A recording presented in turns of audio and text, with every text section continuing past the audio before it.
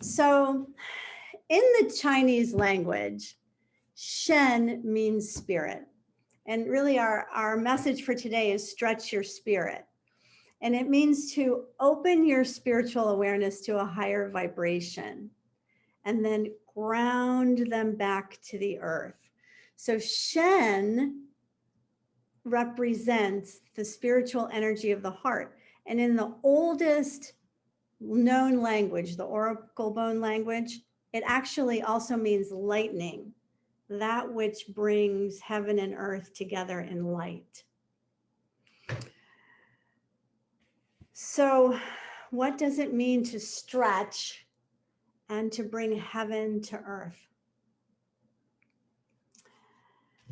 Recently, I was watching a talk by Brene Brown with a psychologist and businessman by the name of Scott Sonnenschein. And the name of the book is Stretch. Unlock the power of less and achieve more than you ever imagined. Scott wrote this book, Stretch, which he calls a groundbreaking approach to successful business and life using the science of resourcefulness.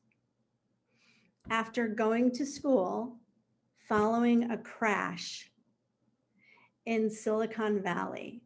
Do you remember the dot-com industry crashing? This big bubble we had of, all this wealth going into things that we couldn't even comprehend at the time. It was around the year 2000. Well, Scott was working in Silicon Valley at a startup that was backed by $50 million. They went through that money of investment by venture capitalists in 3 months. And the business collapsed and everyone was fired just as quickly as they were all hired. He tells so many stories and makes this distinction between chasers and stretchers. So a chaser has that business model and that life model of more, better, better, better. And believing that the one with the most toys wins. Chasers see the grass always greener on the other side because they're looking at things, he says, through 4 elements. Social comparison, mindless accumulation, cognitive tunneling, or what's called fixedness, means you can't think outside the box, and squandering resources. He gives an example close to home of the causes and consequences of a chasing mindset. How many of you are familiar with the little town of Woodside, California? Anybody been there? Yes. Very nice place.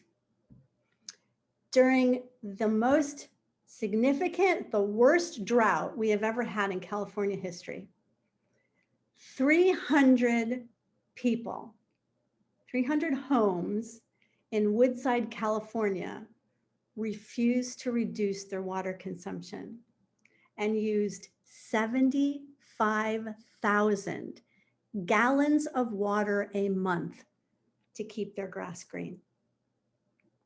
In a nearby community, Palo Alto, also upscale, right? Similar homes used 1,500 gallons a month. One billionaire in Woodside paid a $25,000 fine for consuming 10 million gallons of water a year on his estate in Woodside, which he rarely ever visited. And when the local authorities tried to stop him by restricting his supply, he hired tanker trucks to import water to keep his sprinklers running. This is some serious chasing behavior. This is some serious need for green grass. Stretchers, on the other hand, are frugal people, not cheap, frugal, meaning they utilize the resources they have and actually give very generously to others and to their community and to those less fortunate than them. Stretchers do so much more with less. They have a focus on the long term. Their objectives are for many years instead of just short-term gain and pleasure. They exhibit a very important quality, patience. And they develop lifelong relationships with each other, their friends, but also with their community, their customers, and their collaborators. Stretchers play well with others. They collaborate well. They're trustworthy, and they engage in sustainable business practices. He gives so many examples and scientific evidence about these differences. You can read the book, it's really fascinating. He says, stretchers find beauty and richness in places where others struggle to see any value, because stretchers see beyond face value. A stretching mindset is a visionary consciousness. Stretchers see possibilities. With a stretching mind, we can see untapped value in our resources. We can repurpose them and direct our energy to nurturing and developing what we already have within us and all around us.